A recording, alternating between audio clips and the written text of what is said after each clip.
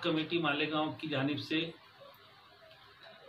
मैं सभी electronic media के आप सभी नुमाइंदों का शुक्रगुजार हूँ कि आपने अपने कीमती मसरूफियात में से वक्त निकाल करके यहाँ तशरीफ़ लाए ताकि आप हमारी बात सुन सकें और इन बातों को आवाम तक आप पहुँचा सकें।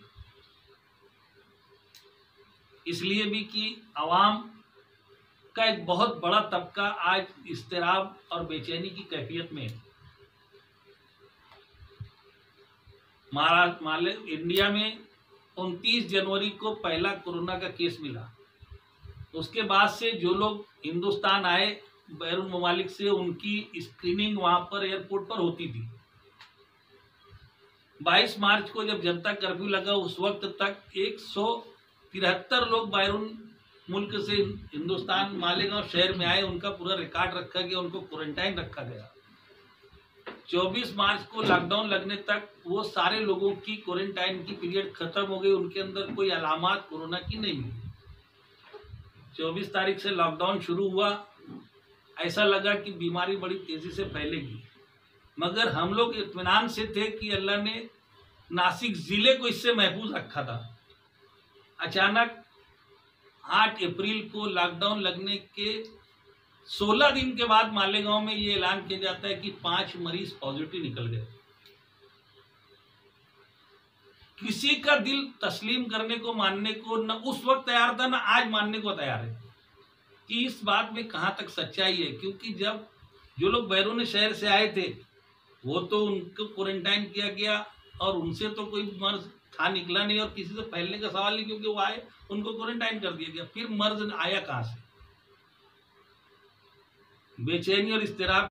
और उसके बाद लगातार इन्हें डबलिंग रेट एक दिन का इतनी तेजी से किसी दुनिया के किसी शहर में इस तरीके का माहौल पूरे शहर ने देखा। पूरा शहर हैबत ज़दा था, लेकिन समझ में नहीं आता था कि किया क्या। धीरे धीरे सारी बातें सामने आती गई तो आज पूरा शहर बैक ज़बान बोल रहा है कि उन 40-45 दिनों में जो 1200 अमवात हुई है वो गैर मामूली है।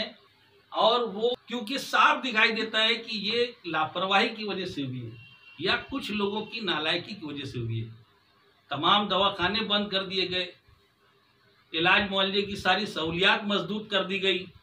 जिनके पास दवाओं के डिस्क्रिप्शन थे, जिनके पास गोलियों की फाइल थी, उनकी फाइल के मुताबिक भी मेडिकल स्टोर पर गोलियां अवेलेबल नहीं थी, मुहैया नहीं थी। दवाखानों में एडमिट थे, उन दवाखानों में दाखिल मरीजों की तरफ से वीडियो क्लिप बना बना करके यूट्यूब पर, सोशल मीडिया पर डाली गई। आज करोड़ों रुपया इस बीमारी से निपटने के नाम पर खर्च हुआ। ये बोला गया कि साफ सफाई शहर में बिल्कुल ठप थी, जबकि अगर बीमारी फैली है तो साफ सफाई का निज़ाम और तेजी से अच्छा करना चाहिए। मगर उसके बाद साफ सफाई का निज़ाम ठप हुआ। जब इंतजामिया से सवाल किया गया कि साफ सफाई का निज़ाम क्यों ठप है, तब ये बोला गया कि 200 सफाई कर्मचारी जो शहर में साफ सफाई करते थे उनको कोविड हॉस्पिटल्स में, यानी कोरोना के इलाज के लिए जो दवाखाने बनाए गए उनमें लगा दिया गया सफाई के लिए। मगर आप लोगों ने अपनी आंखों से देखा होगा कि कोविड के हॉस्पिटल्स में कोरोना के मरीज जहां एडमिट थे वहां पर किस कदर गंदगी दवाखानों में थी, किस कदर क्वारंटाइन सेंटर्स में जहां पर अलहदा किए गए मशकूक लोगों को रखा गया था, बड़ी मालेगांव हाई स्कूल हो, मंसूरा हो, वहां पर साफ सफाई का क्या निजाम था सबने देखा है। कचरों के अंबार, पलंगों के पास, मरीजों के पलंग के पास कचरे पड़े हुए थे और मेडिकल वेस्ट थे। हालात में लोगों को ऐसा है कि इन लापरवाहियों की वजह से ही ये जाने गई है।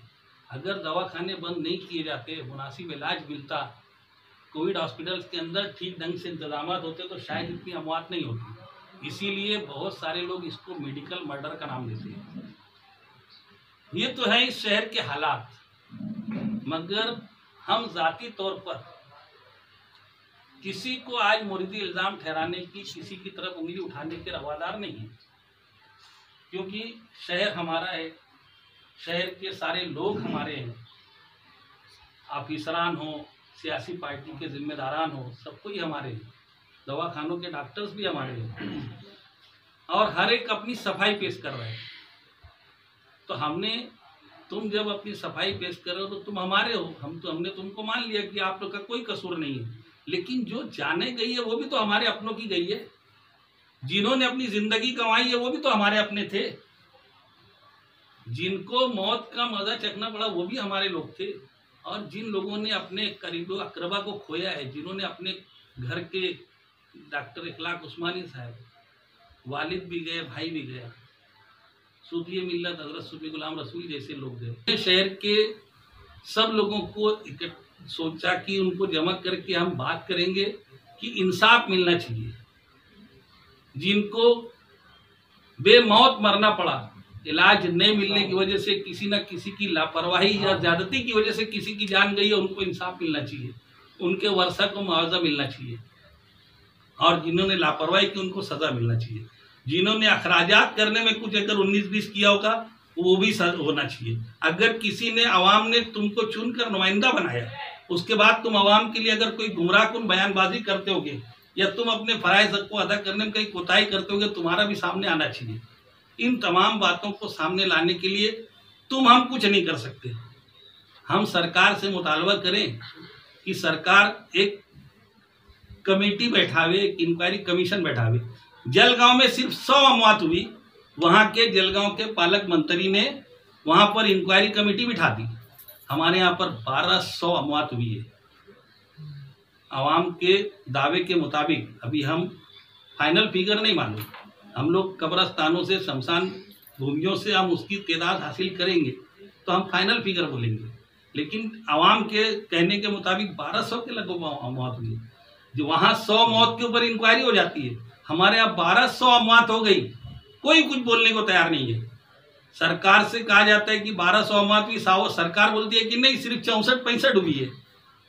क्योंकि सरकार के पास रिकॉर्ड सिर्फ कोरोना का जा रहा है, सरकार का सारा फोकस सिर्फ कोरोना के मरीजों पर है और कोरोना से होने वाली अमवात का रिकॉर्ड वो बोलते हैं। लेकिन जिनको कोरोना साबित नहीं हुआ, दीगर अमराज में जो लोगों का इंतकाल हुआ, उन अमवात के बारे में तो सरकार सोचने को ही तैयार नहीं है। और हम लोग 2017, 2018, 2019 का भी रिकॉर्ड कब्रस्तानों से और शमशान भूमि से निकालेंगे, ये साबित करने के लिए कि ये जो अमवात इस पीरियड में 2020 में हुई है, हमेशा इतनी अमवात नहीं होती थी। तो ये जो हुई है ये गैर मामूली हुई है, ये मामूल से हट कर हुई है। इसलिए इन अमवात की इंक्वायरी होना जरूरी है और इसकी तहकीकात करके, तो जैसा कि 2001 के फसाद में 12 जाने गई थी, तो सरकार ने जस्टिस पाटिल कमीशन बनाया था। हम सरकार से मुतालबा करेंगे कि हाई कोर्ट के एक सिटिंग जज को इंक्वायरी कमीशन बना करके मालेगांव भेजा जाए। और ये इसलिए भी ज़रूरी है कि हम जो मजलूम हैं उनके पास इतनी इस्तेदाद नहीं है कि वो बम्बई मंत्रालय तक जाकर नुमाइंदगी करे या हाईकोर्ट में जाकर पिटीशन कर सके। लेकिन अगर कोर्ट ऑफ इंक्वायरी मालेगांव आ जाएगी तो हर कोई अपनी बात वहां जाकर के रख सकेगा और सबको इंसाफ मिल सकेगा। इसके लिए हमने शहर के तमाम लोगों को जोड़ करके तहरीक इंसाफ कमेटी बनाई। लेकिन ये एक खुलासा मैं और कर दूं कि ये कमेटी उजलत में बनाई गई, इसलिए कि आज से ठीक 8 दिन पहले एक मीटिंग हुई, वहां पर यह बोला गया कि अब कोरोना का दूसरा दौर चलने वाला है और कोरोना खत्म नहीं हुआ, कोरोना ने अपना रूप बदल लिया है। तो हमको लगा कि अब ये फिर से कहीं वही खेल खेलने की नौबत तो नहीं है कि फिर से कोरोना के कुछ मरीज पैदा निकलेंगे, फिर उनकी आड़ में ये सब फिर दवाखाने बंद किए जाएंगे, फिर अमवात का सिलसिला शुरू होगा।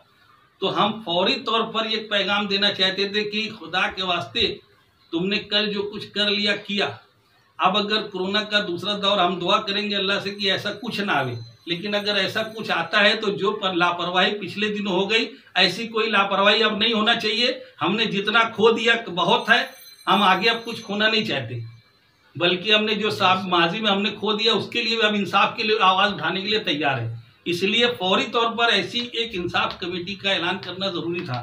तो हमने उजलत में तहरीक इंसाफ कमेटी का ऐलान कर दिया।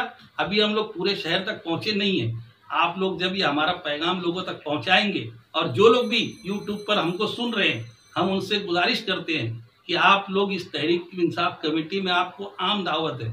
हम लोग बहुत छोटे लोग हैं, हमसे भी बहुत बड़े बड़े लोग हैं जिनकी हमको सरपरस्ती हासिल है, लेकिन और जो सुन रहे हैं जिन तक हम नहीं पहुंच सके, उनको भी हम गुजारिश करेंगे कि आओ हमारी सरपरस्ती करो, हमारे साथ चलो या हमारे आगे चलो, हम तुम्हारे पीछे हैं। आपकी कमेटी में जो जिम्मेदार है कौन कौन है और उनका बैकग्राउंड क्या है? पॉलिटिकल है, नॉन पॉलिटिकल है, समाजी है, मिली है?